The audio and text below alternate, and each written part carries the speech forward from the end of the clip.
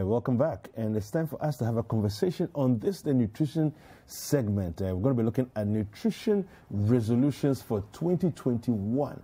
Now, we know that resolutions are things that we always do every year.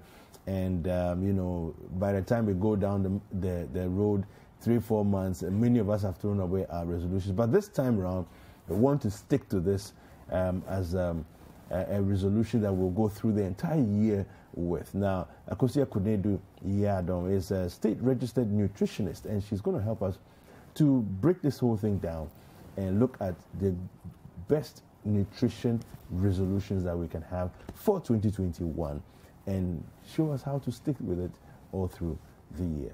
Akosua, good morning. Good morning. How are you? I'm fine. Yourself? I'm very well, thank you. And thank you for joining us. Happy New Year. Yes, Happy New Year to you too. Now, so why do we need nutrition resolutions? We need it just as we need anything, because our body thrives on the food we eat or on the nourishment we give it. And so I believe that once you are what you are putting in you, or you are what you eat, I believe that it is very important, just as you would want to probably have a PhD in 4 years, or let's say by the end of 2021, you should have had your master's, second master's, or what have you. It is the same thing you would need to do to your body, because you are what you are putting in. And so if I know you as a person, whatever I am seeing is as a result of what you are putting into your body as far as your nourishment is concerned.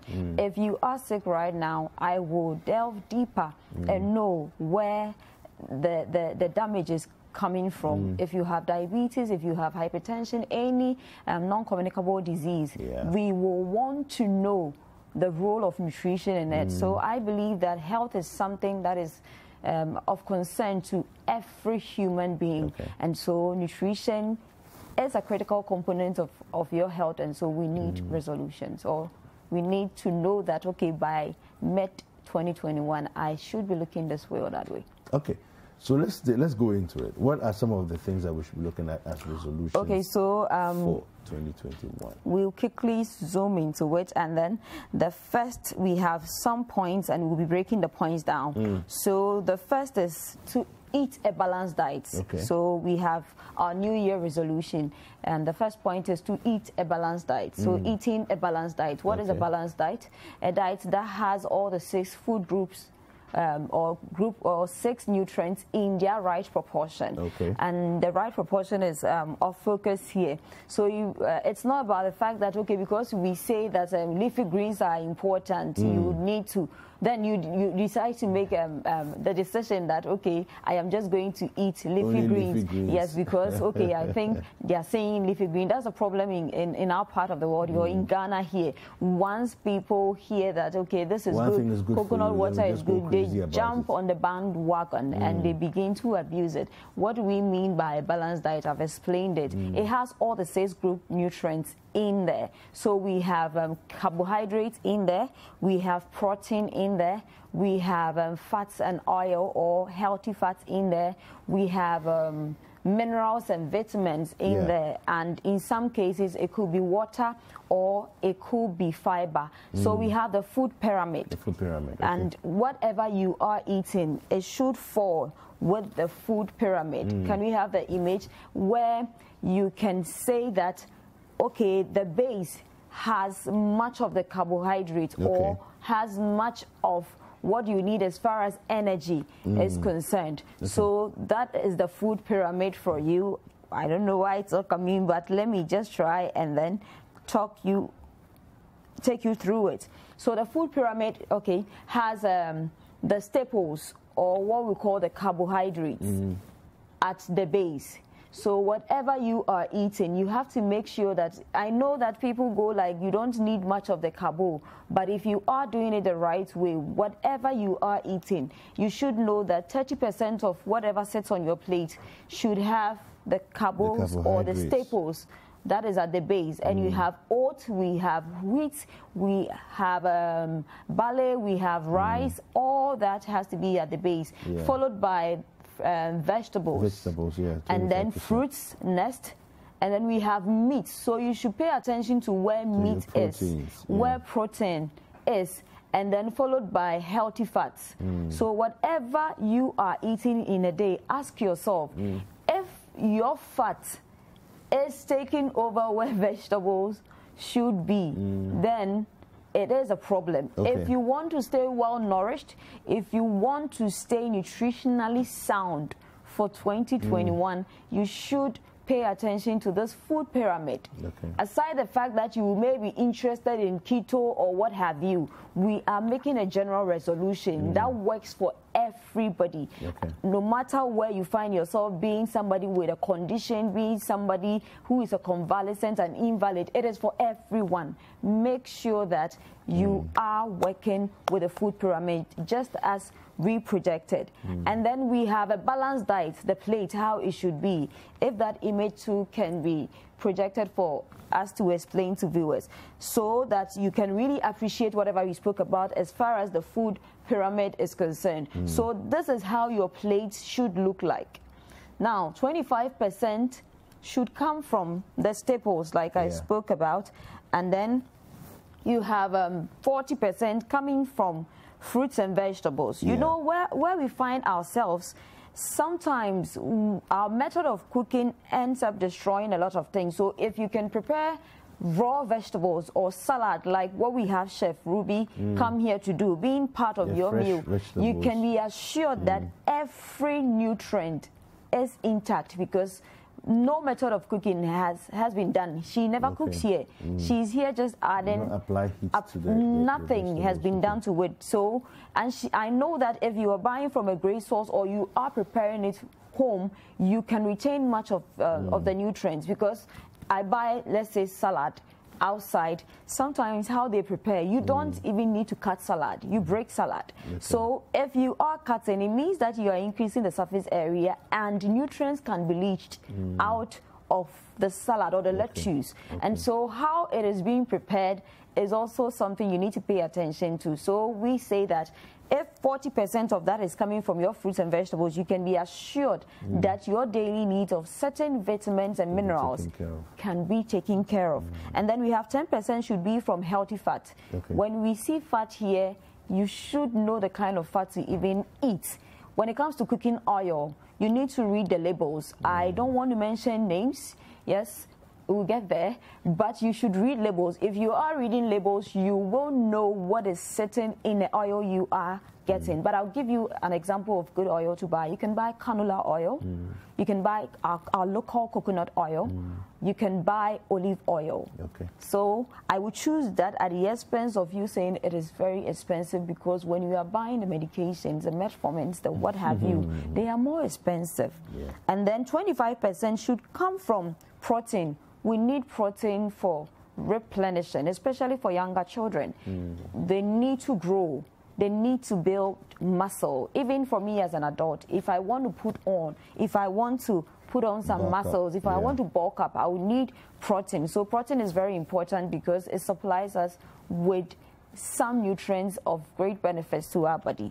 So that will be the point under a balanced diet. We quickly go back to our resolution, and then we are at point 2, drinking more water. Hydration is very critical for every human being. We all need water.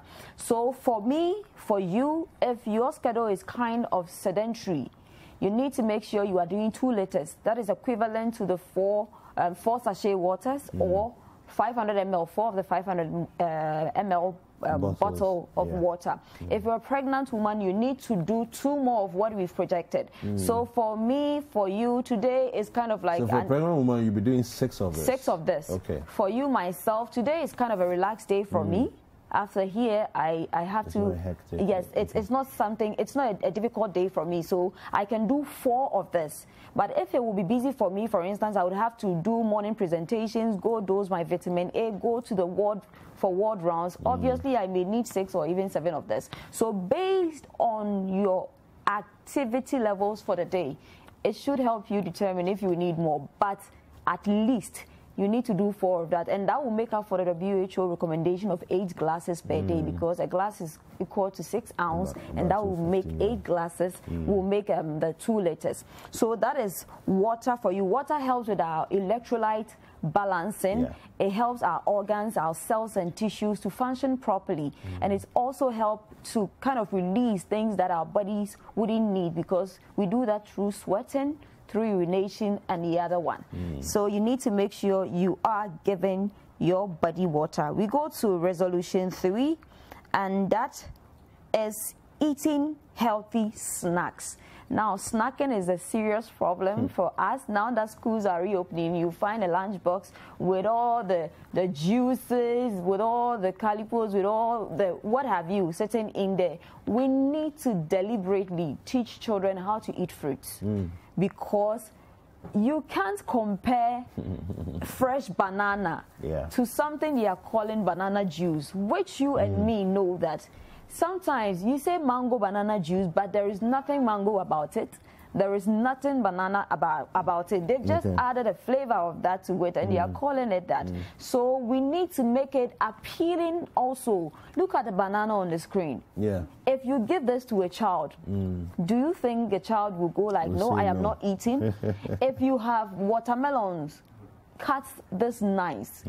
It's about how we present fruits to children, I always say. So we need to make sure we are eating healthy snacks. Snacks will help cushion us and prevent us from overeating as far as our next meal is concerned. And snacking is one way we can deliberately make sure that we are supplying our body with some nutrients. For instance, let's say let's take the citric family foods with vitamin C as far as the citric family foods are concerned. Now, if you can take just an orange a day, you can be assured that whatever iron-rich food you've been taking will be greatly absorbed by the body. And so we should be conscious about what we are giving our body as snacks.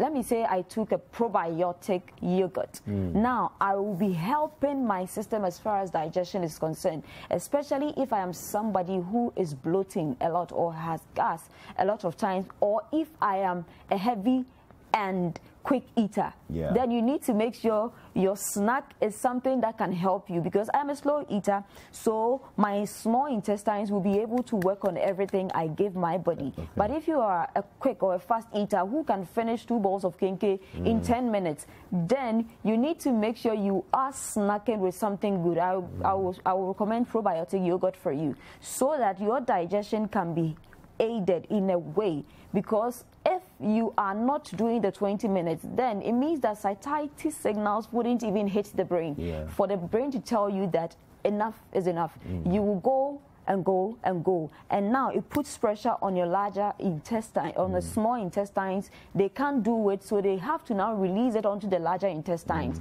and that crossover is what is causing the bloating and the gassing, and you having big bellies.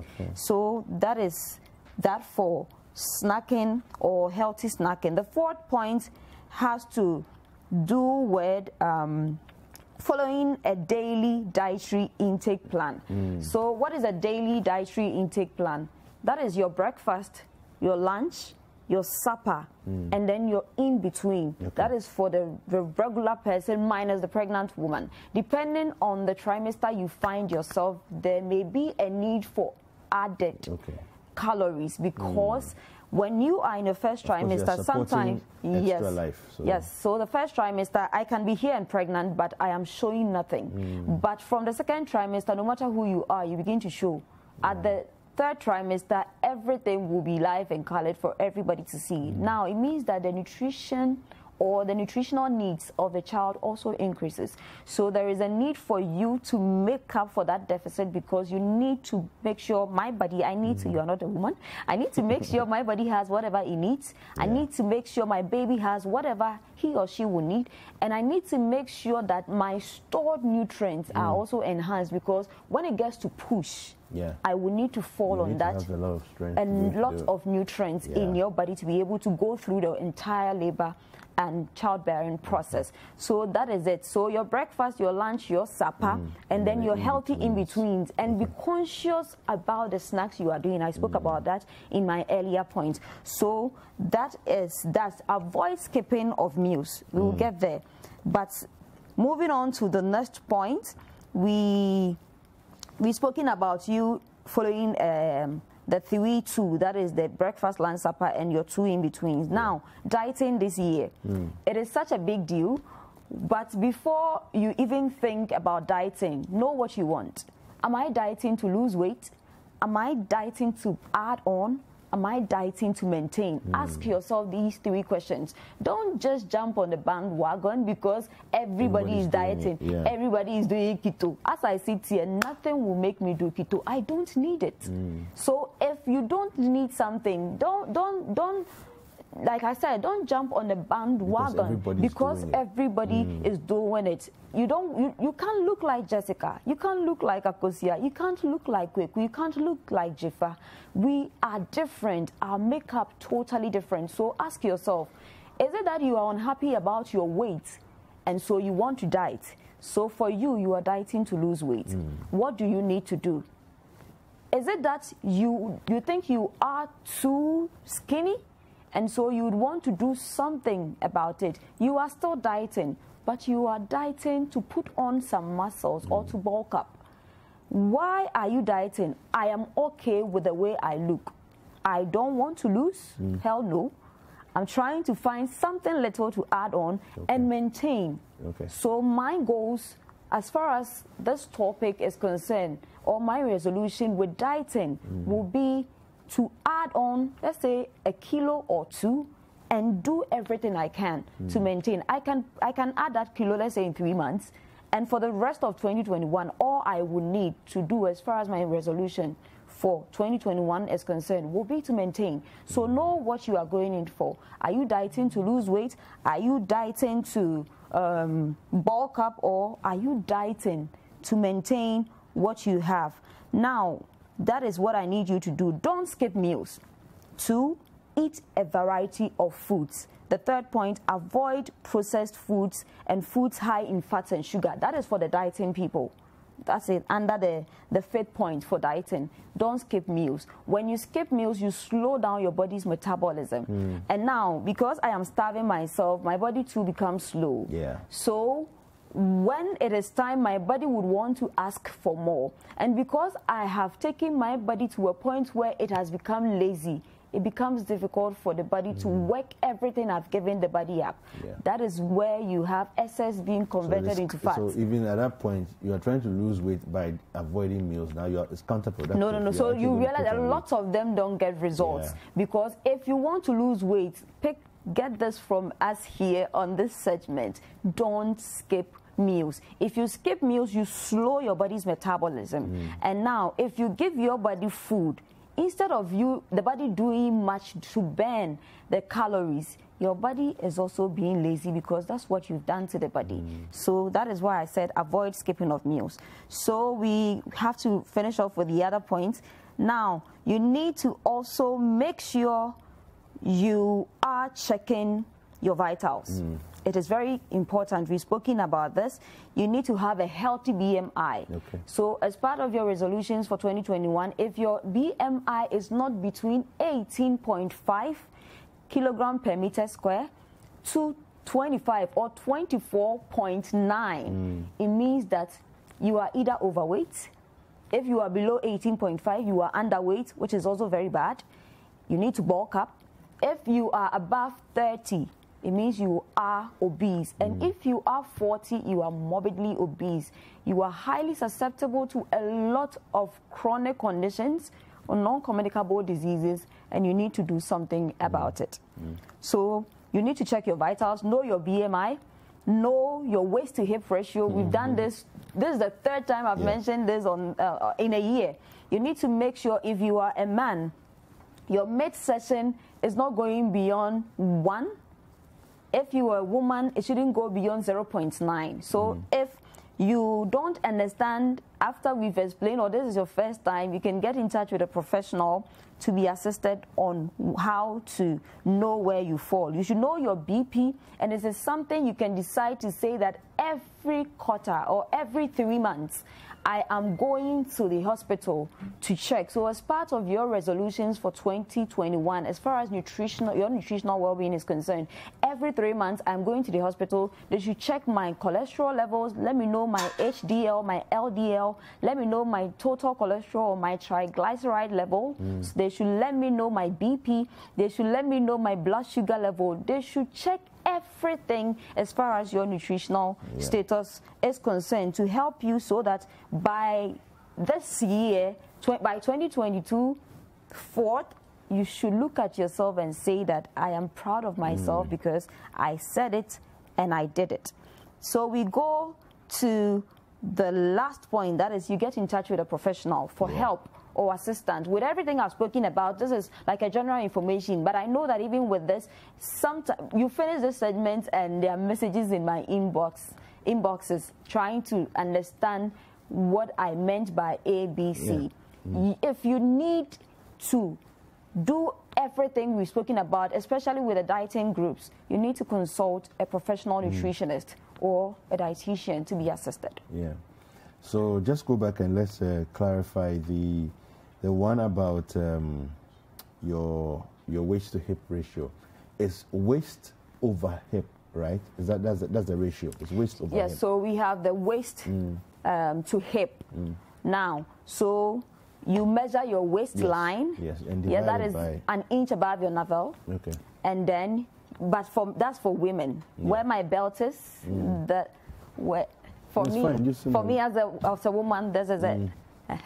So that is for me as a woman. For a man, it's different. So just get a professional to help you. You measure your waist and then your hip and divide it by that. Okay. So whatever you get, if you are falling above 0.9 for a woman or 1.0 for a man, then it means that there is a problem. Because if you see the people with pot bellies, obviously you should know that once you measure, sometimes you don't need to measure, but we measure and let you know where you fall.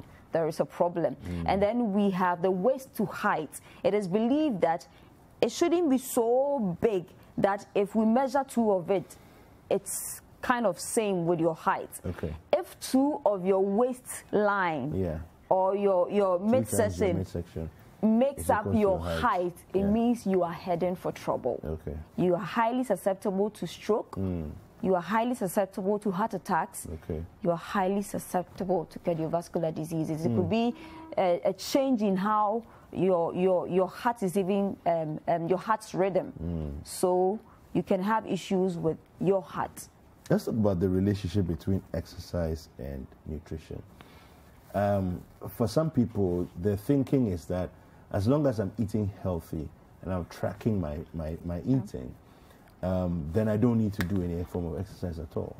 I spoke about this last year, being our last episode for the nutrition segment, and said that nutrition is like 60, 70, 75, 80%. Workout is important. I am not hitting the gym like I used to do because at this particular moment, if I have to roam about, stand on my feet every morning, make a 30 minutes to 1 hour presentation to my pregnant women coming for pregnant school, and afterwards go to the pediatric ward to dose vitamin A, go to the ward, enter ward by ward, sometimes 4 in a room, 3 in a room, VIP 1 in a room, and see every new mom who has delivered. Do you think I need to hit the gym? Because as far as my routine is concerned, there is pressure on me, and I am even losing because everything I am doing is taking much from me. So if I am somebody trying to stick to a plan, or this is how much I can eat, I've trained my body to eat this amount, I may not need to go and work out. But if you are a sedentary person, for instance, bankers are mostly sedentary, you sit for longer hours and you are either getting up to just go get water or go for lunch, you need to be deliberate about exercising. You can't compare yourself to me because I roam a lot. You don't roam a lot. You sit for longer hours. So based or looking at what you are or where you find yourself, you can decide to, you will know. Like I said, I've given an example. I move a lot. And so as far as I'm concerned, I am even burning a lot than I need to even burn. Okay. So exercising is important. I walk too. So if you are driving and you are sedentary at the same time, it means that you need to be deliberate get out there about, yes, you need to be deliberate. Hi there. We hope you enjoyed the show. Make sure to subscribe, like, comment, and share with your friends. This is Breakfast Daily on Citi TV. Join the Breakfast Daily team Monday through Fridays from 7:30 a.m. to 10. Join us for breakfast daily, only on Citi TV.